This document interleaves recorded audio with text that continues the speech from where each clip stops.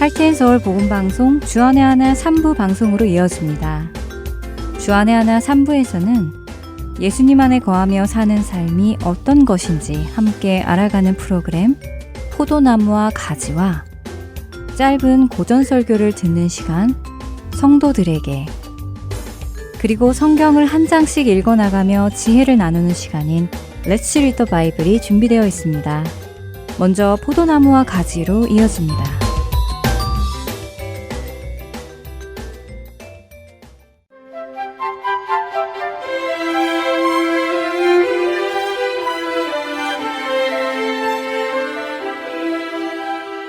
애청자 여러분 안녕하세요. 예수님 안에 거하며 사는 삶을 나누는 시간 포도나무와 가지 진행의 민경은입니다.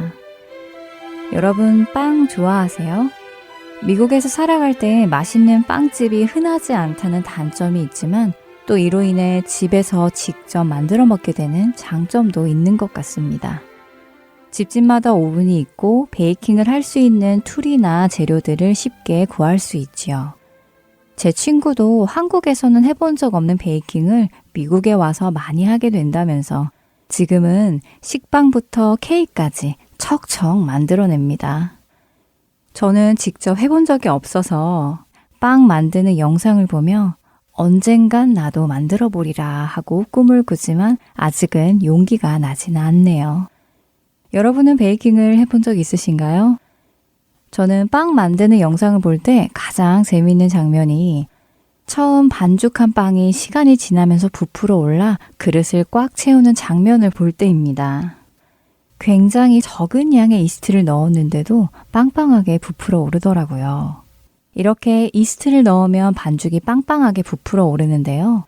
이스트, 즉 누룩으로 인해 빵빵하게 부푸는 이유는 누룩이 밀가루 반죽의 영양분을 분해하면서 이산화탄소를 만들어내고 이 탄산가스가 끈끈한 반죽을 뚫고 나오지는 못해서 반죽 안에 머무르면서 반죽이 점점 부풀게 되는 원리라고 합니다.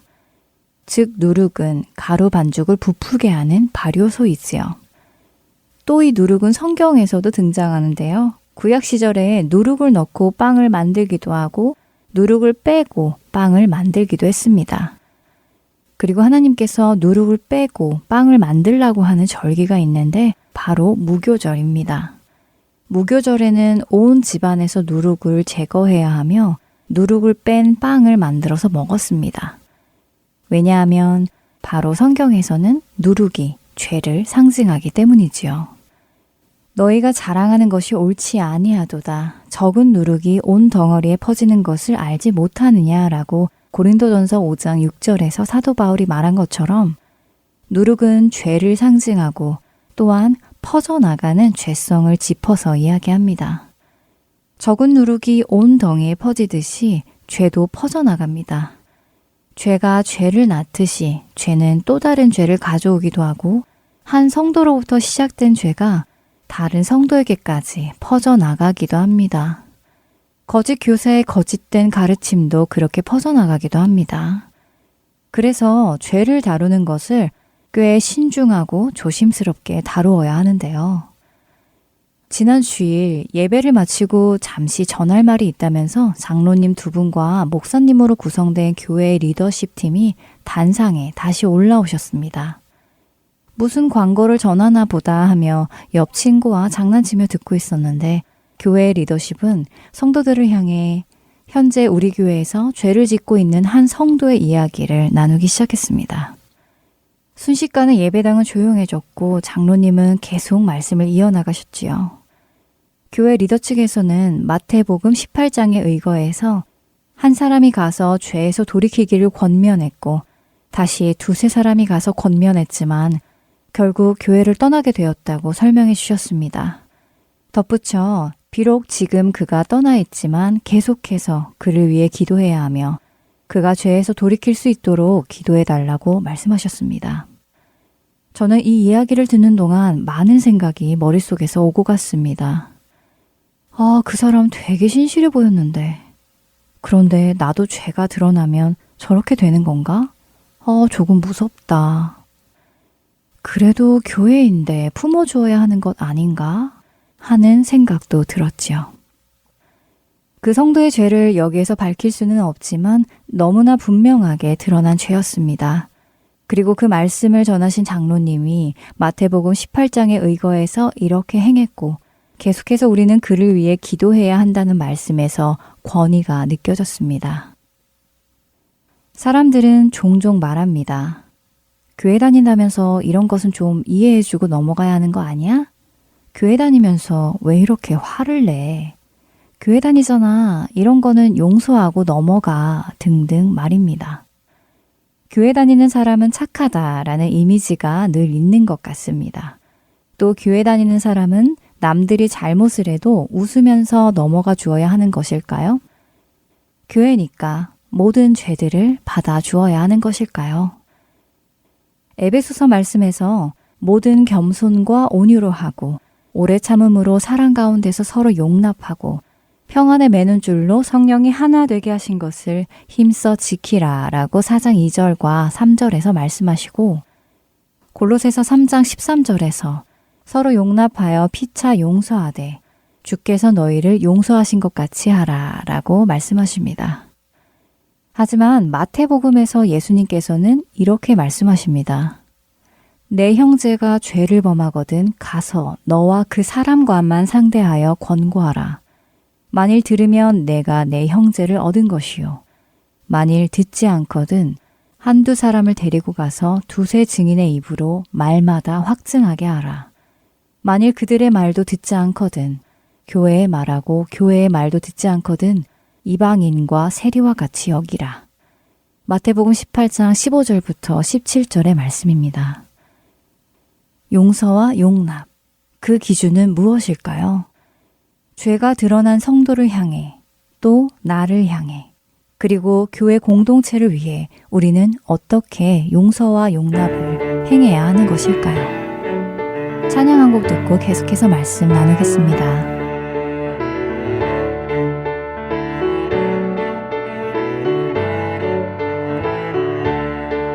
주님 찾아오셨네 모시여 드리세 가시관을 쓰셨네 모시여 드리세 우리 죄를 속하려 십자가를 지셨네 받은 고난 그셔라 모시여 드리세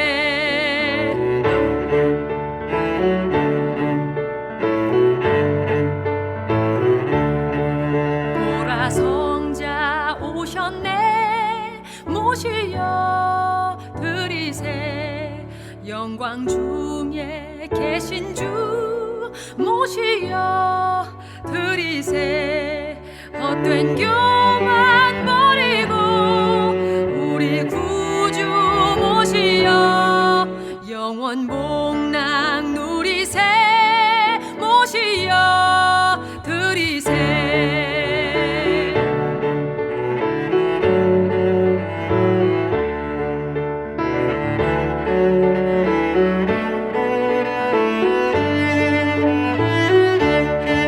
겸손한 자 찾도다 하늘에서 부르네 주여 내가 믿으니 오소서 오소서 주여 환영하오니 오소서 오소서 생명길로 이끄사 슬픔 위로하시고 진리 알게 하소서 오소서 오소서 주님 찾아오셨네 모시여 드리세 모시여 드리세 모시여 드리세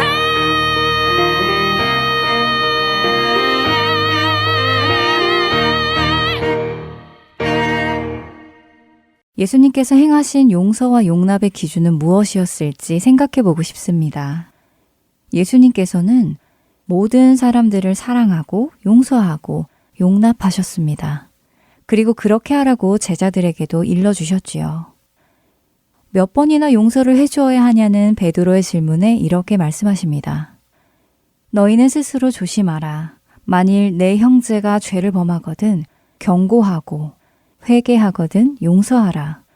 만일 하루에 7번이라도 내게 죄를 짓고 7번 내게 돌아와 내가 회개하노라 하거든 너는 용서하라 하시더라. 누가복음 17장 3절과 4절의 말씀입니다. 몇 번이고 무한번이고 용서를 해주라고 하십니다. 단 돌아와서 회개했을 때 말입니다. 예수님은 모든 사람들을 사랑하고 용서하고 용납하셨지만 사람들이 자신의 죄에서 돌이키기를 원하셨습니다. 우리 역시 용서는 하되 그 죄에 대해서는 다른 태도를 보여야 합니다. 죄를 지은 성도는 용서해 주어야 합니다. 하지만 그 죄를 허용해서는 안 되지요. 죄라는 것을 인정하고 돌이키기 위해 힘쓰고 있다면 도와주고 기도해 주어야 하는 것은 맞지만 그 죄까지 교회 안으로 들어오게끔 허용해 주면 안 됩니다.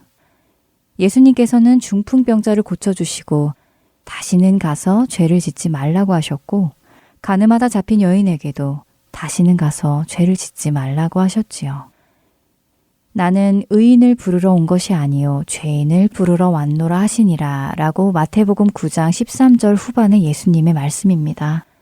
죄인을 불러 회개시키고 돌아오기를 원하셨습니다.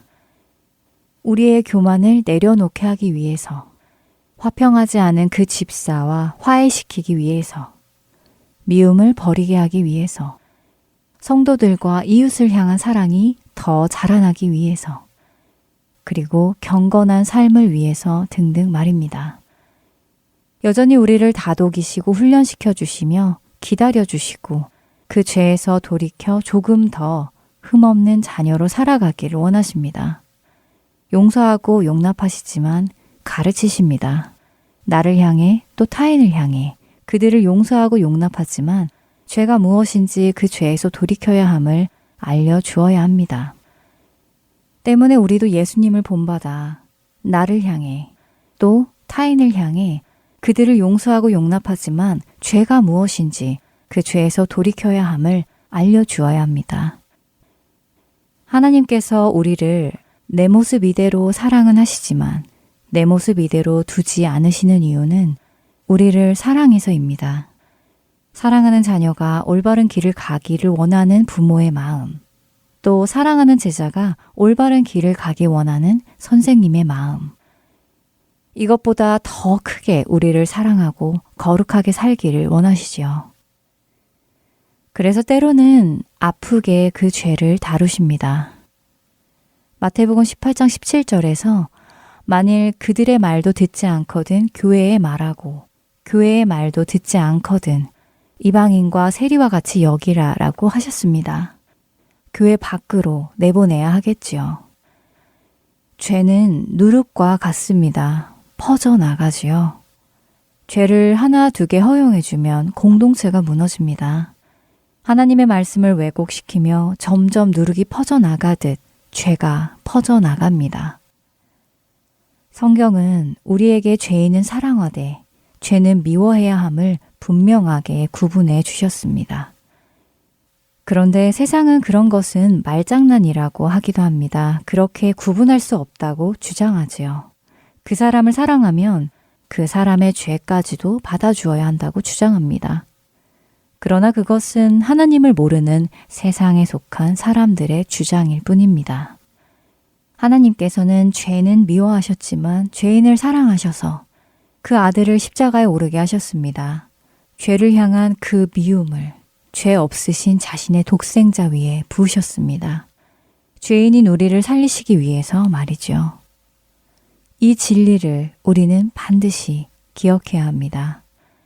사람들을 포용해 주어야 하는 것은 맞습니다. 용납해 주고 서로 섬겨 주어야 하지요. 그러면서 동시에 죄가 무엇인지를 가르쳐 주어야 하고 예수님 앞에서 온전한 모습으로 설 수 있도록 도와주어야 합니다. 그것이 성경이 우리에게 가르치는 것입니다. 그 성경의 말씀을 따라 우리의 죄를 다루어가는 성경적 그리스도인이 되기를 바라며 오늘 이 시간 마치겠습니다. 포도나무와 가지 다음 시간에 뵙겠습니다. 안녕히 계세요.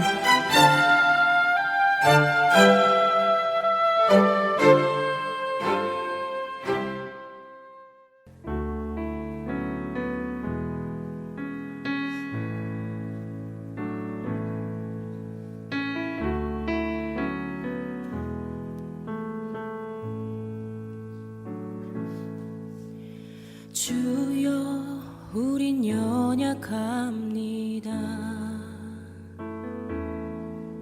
우린 오늘을 힘겨워합니다. 주 뜻 이루며 살기에 부족합니다. 우린 연약합니다. 주여 우린 넘어집니다. 오늘 하루 또 실수합니다. 주의 긍휼을 구하는 죄인입니다. 우린 주만 바라봅니다.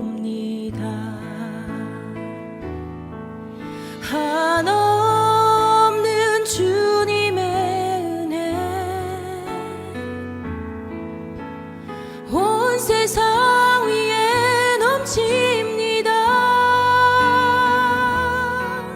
가릴 수 없는 주 영광 온 땅 위에 충만합니다. 주님만이 길이오니 우린 그 길 따라갑니다. 그날에 우리를 이루신 주는 완전합니다.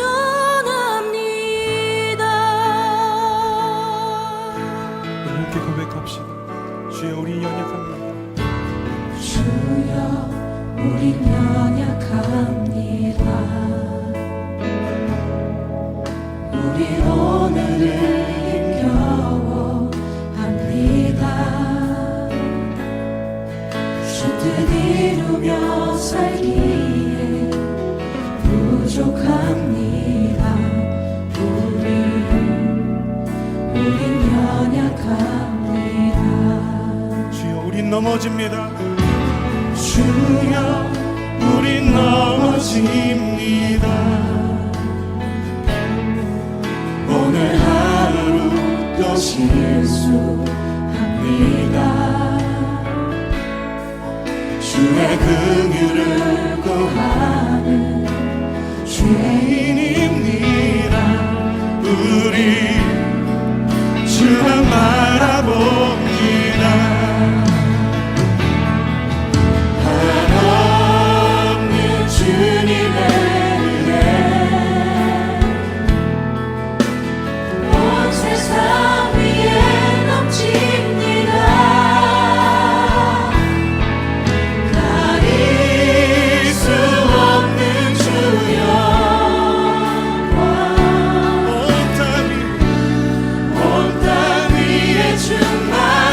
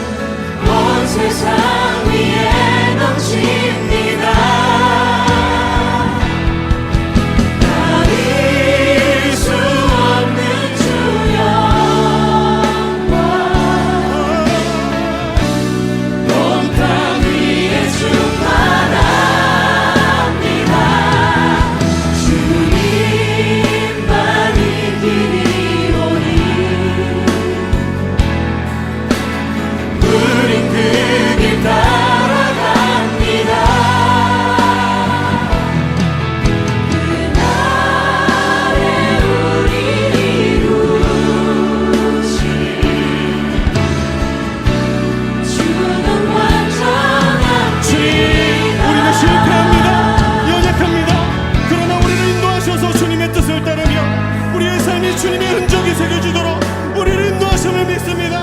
우리 주님 앞에 나아가며 기도합시다.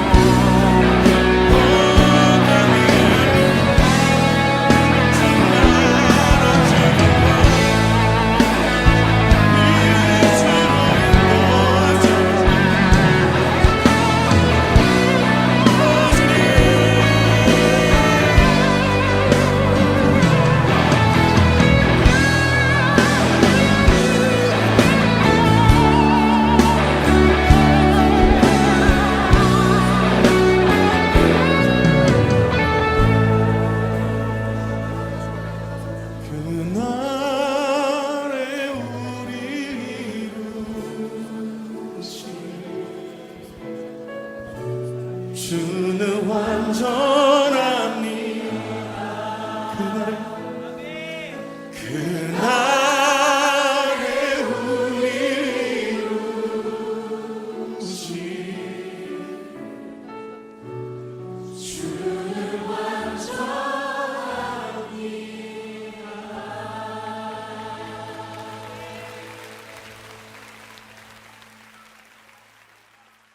계속해서 고전설교 듣는 시간인 성도들에게로 이어집니다.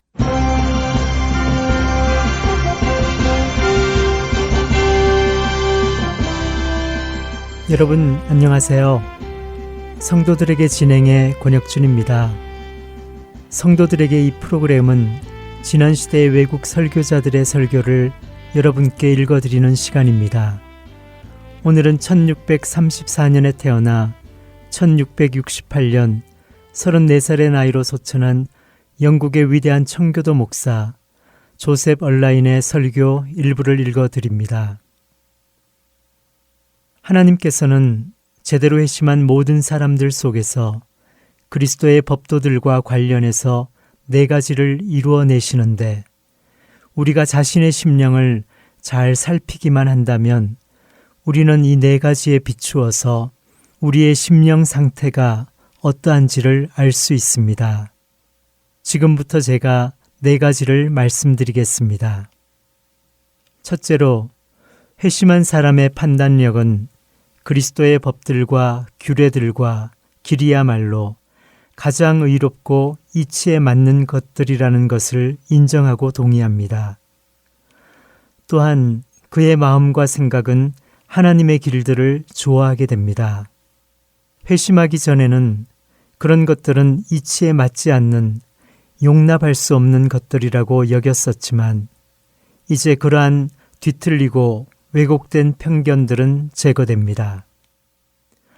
또한 회심한 사람의 이성은 그러한 것들이 거룩하고 의로우며 선한 것들이라는 데 동의하게 됩니다. 다윗이 하나님의 법들이 얼마나 놀랍고 굉장하며 대단한 것들인지를 깨닫고서 얼마나 감격스러워하고 경탄하며 찬양했는지를 생각해 보십시오. 그는 하나님의 법들에 내재되어 있는 놀라운 특징들과 그 경탄할 만한 효과들을 찬양하는 말들을 입에 침이 마르도록 늘어놓았습니다. 이성에 의한 판단에는 절대적인 판단과 상대적인 판단, 이렇게 2 종류가 있습니다. 어떤 사람이 자신의 입장이나 자신의 현재 상황과는 상관없이 일반적으로 판단해서 어떤 특정한 길이 최선이라고 생각할 때 우리는 그것을 절대적인 판단이라고 부릅니다. 경건한 사람은 하나님의 법도들이 옳다고 판단하는데 그의 그러한 판단은 절대적인 판단임과 동시에 상대적인 판단입니다. 그는 하나님의 법도들이 일반적으로 생각할 때에 최선이라고 생각할 뿐만 아니라 자기를 위해서도 최선이라고 생각합니다. 하나님이 정해놓으신 경건의 법도들은 그에게 단지 절대적인 관점에서 보았을 때에 용납할 만한 것들인 것에 그치는 것이 아니라 그가 적극적으로 바라고 원하는 것들, 곧 많은 순금보다 더 바라고 사모하는 것들이기도 합니다. 경건한 사람의 확고한 판단은 하나님의 법도는 지극히 거룩하고 너무나 빈틈없이 완벽하며 이치에 맞지 않는 것이 하나도 없기 때문에 하나님의 법도를 따라 행하는 것이야말로 가장 지혜롭고 이치에 맞으며 바람직한 선택이라는 것입니다. 경건한 사람의 판단을 한번 들어보십시오. 여호와여, 나는 주의 판단들이 옳다는 것을 압니다. 내가 주의 계명들을 금, 곧 순금보다 더 사랑하고 범사의 주의 모든 법도들이 옳다고 여기기 때문에 나는 모든 거짓된 행위를 미워합니다. 라고 합니다. 우리가 여기에서 주목할 것은 그는 하나님이 명하시는 모든 것들은 옳은 것들이라고 말하고 하나님이 금하시는 모든 것들은 거짓되고 잘못된 것들이라고 말하고 있다는 것입니다. 여호와여, 주의 판단들은 의롭고 옳습니다. 주께서 명하신 증언들은 의롭고 지극히 신실합니다.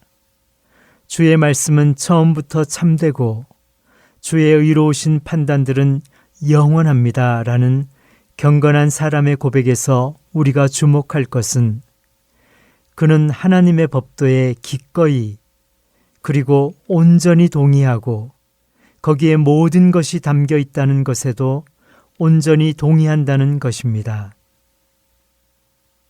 회심한 사람의 두 번째 특징은 그리스도의 마음을 온전히 알고자 하는 소망이 생기는 것입니다. 그는 자신의 모든 죄가 하나도 빠짐없이 다 드러나기를 원하고 하나님이 자기에게 요구하시고 명하시는 모든 일들을 단 하나라도 빼놓지 않고 다 알기를 원합니다. 거룩함을 입은 마음으로부터는 다음과 같은 말이 자연스럽고 진실하게 흘러나옵니다. 주여, 내 안에 악한 것이 조금이라도 있다면 제발 그 악을 내게 알려주십시오. 내 안에 죄가 있는데도 내가 알지 못하고 그냥 넘어가는 일이 없도록 나를 가르치십시오. 내가 이전에 알지 못하여 악을 행해 왔을지라도 다시는 악을 행하고 싶지 않습니다. 라고 말입니다.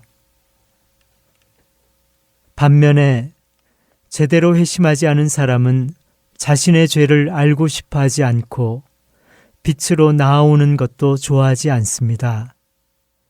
자기 안에 있는 이런저런 죄들을 버리고 싶은 마음이 없기 때문에 그런 것들이 죄라는 것을 알 수 있게 되는 상황은 무슨 수를 써서라도 피해버리고 진리의 빛이 들어와서 자신의 죄들이 드러나지 않도록 하기 위해서 모든 창문을 봉쇄해버립니다. 반면에 은혜를 받은 심령은 조물주의 모든 법을 시시콜콜한 것까지 다 알고 싶어 하기 때문에 자기가 마땅히 행해야 할 일들 중에서 전에는 미처 알지 못했거나 신경 쓰지 못했던 것들을 깨우쳐 주거나 전에는 숨겨져 있던 죄를 드러내주는 하나님의 말씀을 감사함으로 받습니다. 회심한 사람의 세 번째 특징은 이렇습니다. 회심한 사람의 의지는 죄가 가져다주는 온갖 쾌락들과 세상에서 잘되고 형통하는 것보다 그리스도의 법도를 자원해서 단호하고 결연하게 선택합니다. 이것은 극도로 고민하고 번민한 끝에 어쩔 수 없어서 마지못해 내린 결정도 아니고 갑작스럽게 별 생각 없이 경솔하고 성급하게 내린 결단도 아닙니다. 그는 이것에 대해서 깊이 숙고했고 이것이 최고의 선택이라고 여겨서 자원하여 기꺼이 선택한 것입니다. 물론 그의 육신은 여전히 반기를 들지만 그의 의지의 대부분은 그리스도의 법과 통치를 좋아하기 때문에 그리스도의 법과 통치는 그에게 힘들고 부담스러운 짐이 아니라 지극히 복된 것입니다. 거룩함을 입지 않은 사람은 쇠사슬에 묶이고 족쇄에 채워진 자인 것처럼 죽을 상을 하고 억지로 그리스도의 길로 행하지만 진정으로 회심한 사람은 진심으로 그 길을 행하고 그리스도의 법을 자신의 자유로 여깁니다. 그는 거룩함이 지닌 지극히 아름다운 속성들을 알고 기뻐하기 때문에 세상에서 온갖 부귀영화를 누릴 수 있는 기회가 주어진다고 할지라도 조금의 망설임이나 주저함도 없이 하나님의 법도를 엄격하게 따르는 거룩한 삶을 선택하는데 이것은 그가 참된 거룩함이 무엇인지를 알고 있다는 것을 보여주는 증표입니다. 성경은 사울도 기브와 자기 집으로 갈 때에 마음이 하나님께 감동된 유력한 자들과 함께 갔느니라 라고 사무엘상 10장 26절에서 말씀하십니다. 하나님께서 자신이 택하신 자들의 마음에 감동을 주시면 그들은 즉시 그리스도를 따르게 되고 비록 하나님의 이끄심에 의한 것이기는 하지만 자원해서 그리스도를 따라 달려가게 되며 하나님을 섬기는 일에 자신의 모든 것을 다 헌신하고 온 마음을 다하여 그리스도를 사모하고 구하게 됩니다. 두려움은 그 고유한 용도가 있어서 때로 쓸 때가 있기는 하지만 거룩함을 입은 심령을 움직이는 주된 원천은 아닙니다. 그리스도께서는 강제력을 사용하셔서 자신의 사람들을 통제하시고 움직이시는 것이 아니라 그들로 하여금 자원하여 움직이게 하십니다. 따라서 모든 신자들은 억지로가 아니라 자원해서 그리스도를 자신들의 왕으로 섬기는 자들입니다. 그들은 그리스도로부터 은혜를 받아서 자원하여 그리스도를 섬기는 일에 헌신합니다. 노예가 되어서 어쩔 수 없이 섬기는 것이 아니라 하나님의 자녀이자 그리스도의 신부로서 충성된 마음과 사랑하는 마음이 원천이 되어서 자원하여 섬깁니다. 한마디로 말해서 회심한 사람은 그리스도의 법을 사랑하고 기뻐하며 끊임없이 연구하게 된다는 것입니다. 마지막으로 회심한 사람에게 나타나는 네 번째 특징은 자신의 삶을 살아갈 때 하나님의 율례들을 지켜 행하는 것입니다. 그가 자신의 인생길에서 매일같이 신경 쓰는 것은 어떻게 하면 하나님과 동행하는 삶을 살 수 있느냐 하는 것입니다. 그는 자기가 너무나 형편없다는 것을 잘 알지만 그럼에도 불구하고 큰 일들을 이루기 위하여 고상한 뜻을 품고 매일같이 달려나갑니다. 그의 목표는 온전함에 도달하는 것이고 거기에 도달하기 위해서 끊임없이 고군분투합니다. 아무리 깊은 은혜를 받고 아무리 많은 은혜를 받았다고 할지라도 자기 안에서 모든 죄가 제거되어 온전히 거룩함을 이룰 때까지는 그에게는 쉼이 없습니다. 바로 여기에서 외식하는 자의 부패한 진면목이 드러나게 됩니다. 그는 거룩함을 원하지만 누가 잘 말했듯이 오직 천국의 턱걸이에서 겨우 들어갈 수 있을 정도만 원합니다. 그렇기 때문에 자기가 천국에 들어가기 위해서 최소한도로 해야 할 것들이 어떤 것들인지에 대해서는 진지하게 묻지만 일단 그런 것들을 다 한 후에는 그 밖에 다른 일들은 전혀 신경 쓰지 않습니다. 반면에 제대로 회심한 사람은 단지 천국에 들어가기 위해서 거룩함에 이르고자 하는 것이 아니라 거룩함 자체를 사모하여 거룩해지고자 애씁니다. 그는 지옥에 떨어지지 않을 만큼만 거룩해지고자 하는 것이 아니라 최고의 온전한 거룩함을 이루고자 합니다. 하지만 원하는 것만으로는 충분하지 않습니다. 당신은 지금 어디로 달려가고 있습니까?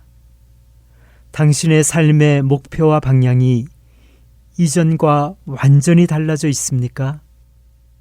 거룩함이 당신이 추구하는 것이고 경건이 당신의 일입니까?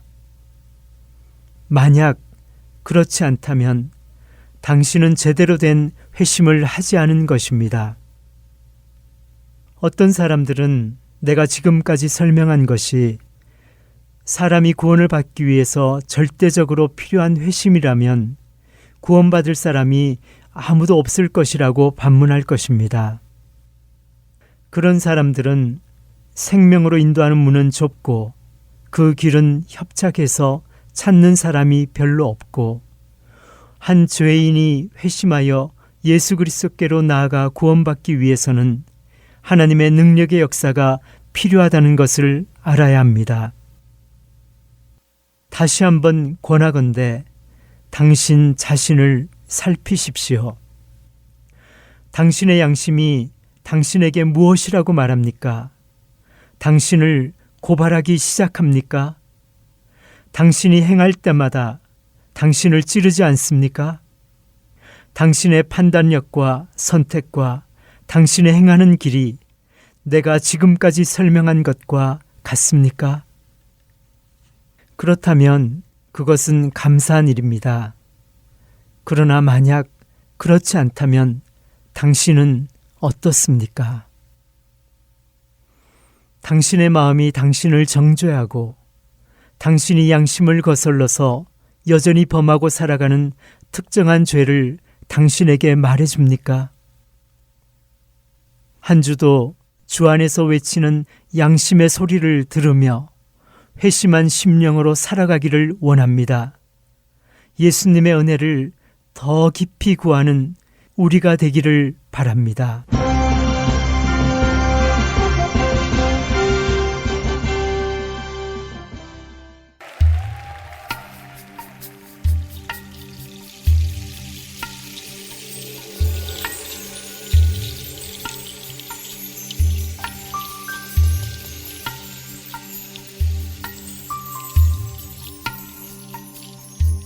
많은 이들 말하고 많은 이들 노래는 하지만 정작 가진 않는 길 두려운 생각보다 많이 힘들고 험한 길보단 그저 말로만 가려기에 점점 멀어져만 가네. 내게 생명 주었던 그 길 점점 이용하려 하네. 내게 사랑 주었던 그 길 다시 복음 앞에 내 영혼 선해. 주님 만난 그때 나 다시 돌아가 주님께 예배 드리며 다시 십자가의 길 걸으리.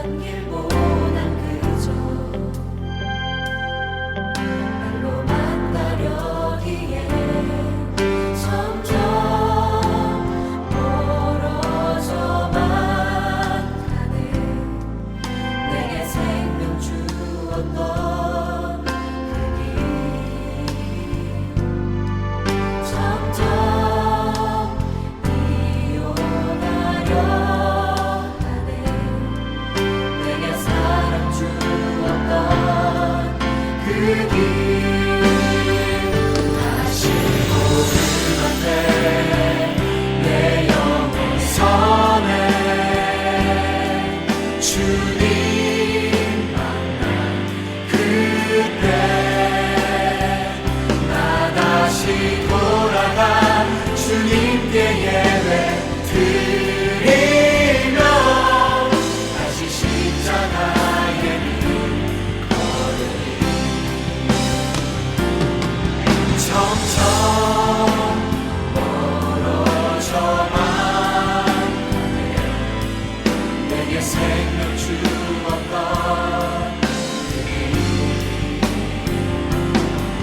점점 이용하려 하네. 내게 사랑 주었던 그 길 다시 모든 앞에 내 영혼 선해 주님 만난 그때 나 다시 돌아가 주님께 예배 드리며 다시 십자가의 길 걸으리. 다시 복음 앞으로 돌아갑시다. 모든 앞에 내 영혼 선해 주님 만난 그때 나 다시 돌아가 주님께 예배 드리며 다시 십자가의 길 걸으리. 다시 복음 앞에 다시 모든 앞에 내 영혼 선해 주님 만난 그때 나 다시 돌아가 주님께 예배 드리며 다시 십자가의 길 걸으리. 다시 복음 앞에 내 영혼 선해 주님 만난 그때 나 다시 돌아가 주님께 예배 드리며 다시 십자가의 길 걸으리.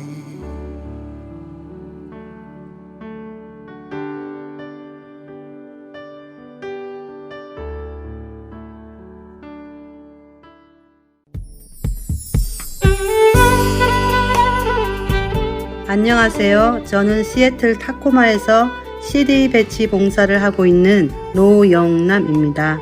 현재 부안마켓과 팔도 식품에 CD를 놓고 있습니다. 이 CD로 많은 이들이 생명을 얻기를 소망합니다. 감사합니다. 안녕하세요. 저는 필라델피아 H마트에 CD를 놓고 관리하고 있는 봉사자 김경애입니다. 복음으로 많은 이들이 구원받기를 소원합니다. 안녕하세요. 저는 버지니아 세너빌 지역에 있는 롯데마트와 H마트에 CD를 놓고 관리하고 있는 봉사자 백경입니다. 복음으로 많은 이들이 구원받기를 소원합니다. 예수 그리스도의 구원의 복음은 복음을 전달받은 사람들을 통해 끊임없이 전해져 갑니다. 여러분도 복음의 전달자가 되실 수 있습니다. 복음 전파 사역에 동참하실 분들은 전화번호 602-866-8999로 연락 주시기 바랍니다.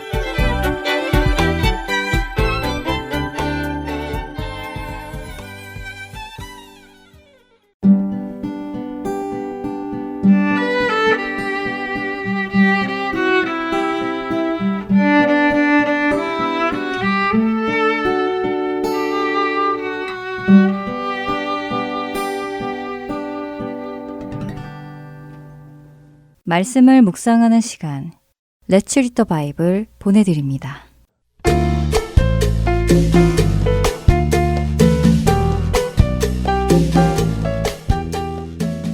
애청자 여러분 안녕하세요.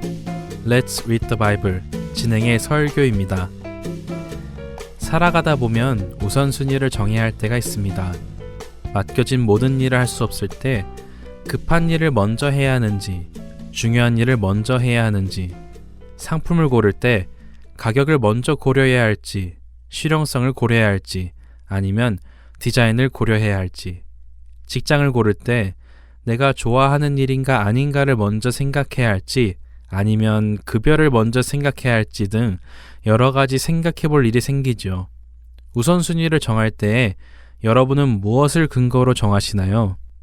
아마 가장 중요한 것은 본질적인 것이 무엇이며 비본질적인 것이 무엇인지를 구분하는 것일 것입니다. 본질적인 것을 우선순위에 두고 비본질적인 것은 상황이 허락하며 하고 그렇지 못하면 내려놓을 수 있겠죠. 하나님 나라의 일을 할 때에도 우선순위가 있습니다. 본질적인 것과 비본질적인 것이 있죠. 교회의 카펫을 무슨 색깔로 하느냐 하는 것은 비본질적인 것입니다. 어느 회사의 피아노를 사느냐 하는 것도 비본질적인 것이죠. 본질적인 것은 삼위일체 하나님과 성도, 거룩함, 화평함, 진리, 그리고 사랑 같은 것들이죠. 고린도 교회는 우상의 제단에 바쳐진 음식을 먹어도 되느냐 안 되느냐 하는 질문이 있었습니다. 그 당시 고기는 쉽게 먹을 수 있는 것은 아니었고 대부분의 고기들은 우상에게 바쳐졌는데 우상을 섬기는 신전에서는 바쳐지는 모든 고기들을 먹을 수 없으니 제사를 지낸 고기와 음식들을 시장에 내다 팔았습니다. 자신들이 다 먹지 못하는 그 제사 음식들을 현금화한 것이죠. 그런데 고린도 성도들 사이에 이렇게 판매되는 제사 음식을 사 먹어도 되느냐, 되지 않느냐 하는 논란이 있었습니다. 왜냐하면 우상에게 바쳐진 음식을 먹는 것은 곧 우상 숭배를 하는 것과 같다고 생각하여 먹어서는 안 되는 사람들이 있었고 우상이란 원래 존재하지 않는 만들어진 신이기에 상관없다며 먹는 사람들이 있었죠. 그리고 이런 이유로 교회 안에 의견 대립이 생기기 시작했습니다. 사도 바울은 그 이야기를 듣고 어떻게 답을 할까요? 먹어라, 먹지 마라 라고 답을 하는 것이 아니라 가장 먼저 생각해야 하는 우선순위가 무엇인지를 알려주죠. 교회 안에서의 우선순위는 무엇일까요? 그것은 바로 형제 사랑이었습니다. 내가 하려는 그 행동이 그리스도 안에 있는 다른 형제를 실족하게 하느냐 하지 않느냐 하는 것을 먼저 생각하라는 관점으로 편지를 써주지요. 사실 바울과 하나님을 향한 지식이 있는 성도들은 우상은 자신들에게 어떤 것도 영향을 끼칠 수 없으며 우상에게 드려진 제물이라고 해서 그 음식이 더러워지지 않았고 단순한 음식일 뿐임을 알고 있었습니다. 하지만 그 당시 믿음과 지식이 약한 새신자들은 우상에게 바쳐진 제물을 먹었다는 것으로 심한 양심의 가책을 받고 심판에 대한 두려움과 수치심, 죄의식을 느끼기도 했죠. 따라서 믿음이 약한 성도들을 이해해주며 그들이 실족하지 않을 수 있도록 제물로 바쳐진 고기를 먹지 않는 것이 좋겠다고 사도 바울은 말한 것입니다. 예를 들면 믿음이 약한 신자가 믿음 좋은 사도 바울이 제물로 바쳐진 고기를 먹고 있는 것을 보면 먹어도 되는 거야? 아닐 텐데 저 사람은 믿는 자가 아닌가 봐. 교회 나가지 말아야지 하며 마음에 근심하게 될 수도 있고 반대로 먹어도 되는 것인가? 하며 의아해하지만 다른 사람들이 먹으니 자기 양심에 거리끼지만 따라서 먹고 난 후에 마음의 죄책감을 가지게 되어 실족하게 될 수도 있습니다. 그 어떤 경로로도 믿음이 아직 미숙하고 연약한 성도가 실족해서 믿음에서 멀어지게 되면 안 되기에 혹여라도 그렇게 성도의 믿음에 좋지 않은 영향을 끼칠 것 같으면 아예 그 음식을 먹지 않는 것이 좋다고 이야기하는 것이죠. 사실 음식은 단순한 음식일 뿐 우리에게 어떤 해를 끼치거나 영향을 끼칠 수 없습니다. 우리는 예수 그리스도의 피로 인해 구원을 받았기 때문입니다.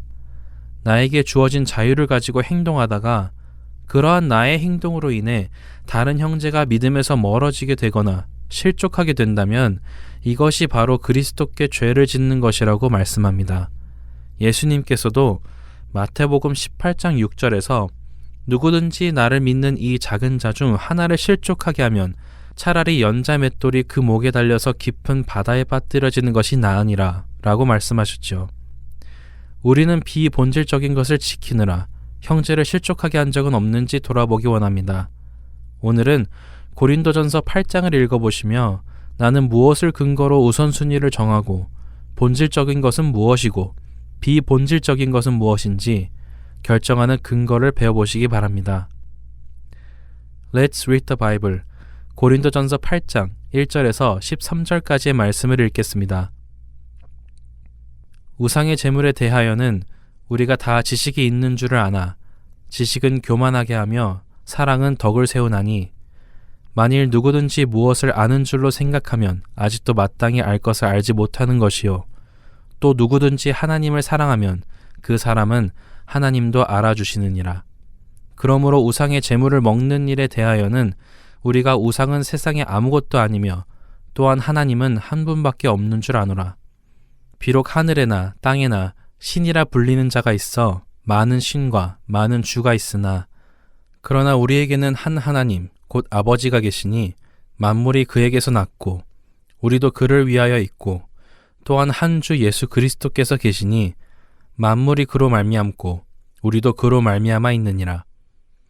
그러나 이 지식은 모든 사람에게 있는 것은 아니므로 어떤 이들은 지금까지 우상에 대한 습관이 있어 우상의 제물로 알고 먹는 고로 그들의 양심이 약하여지고 더러워지느니라. 음식은 우리를 하나님 앞에 내세우지 못하나니 우리가 먹지 않는다고 해서 더 못 사는 것도 아니고 먹는다고 해서 더 잘 사는 것도 아니니라. 그런즉 너희의 자유가 믿음이 약한 자들에게 걸려 넘어지게 하는 것이 되지 않도록 조심하라. 지식 있는 내가 우상의 집에 앉아 먹는 것을 누구든지 보면 그 믿음이 약한 자들의 양심이 담력을 얻어 우상의 재물을 먹게 되지 않겠느냐. 그러면 내 지식으로 그 믿음이 약한 자가 멸망하나니 그는 그리스도께서 위하여 죽으신 형제라. 이같이 너희가 형제에게 죄를 지어 그 약한 양심을 상하게 하는 것이 곧 그리스도에게 죄를 짓는 것이니라. 그러므로 만일 음식이 내 형제를 실족하게 한다면 나는 영원히 고기를 먹지 아니하여 내 형제를 실족하지 않게 하리라. Let's read the Bible. 고린도전서 8장 1절에서 13절까지의 말씀을 읽었습니다.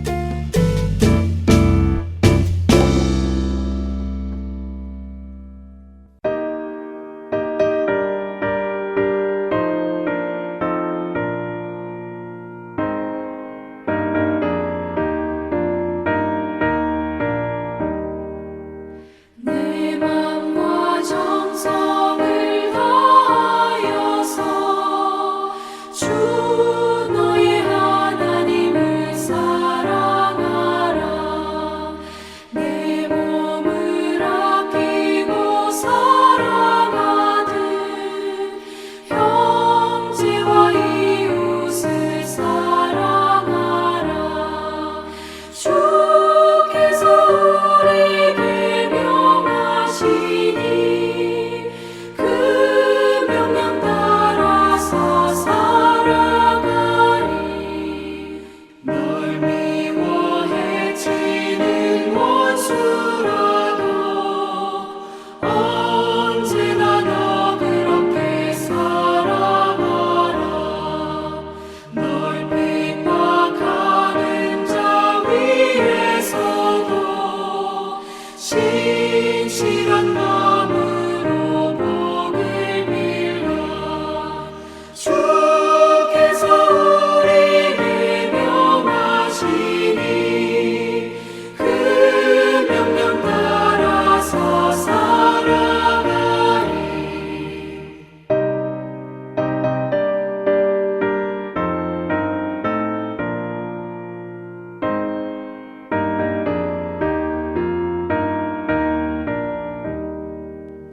항상 주님을 멀리하고 형제를 사랑하지 못하였다. 이러한 죄인을 사랑하사 주께서 몸 버려 죽으셨다.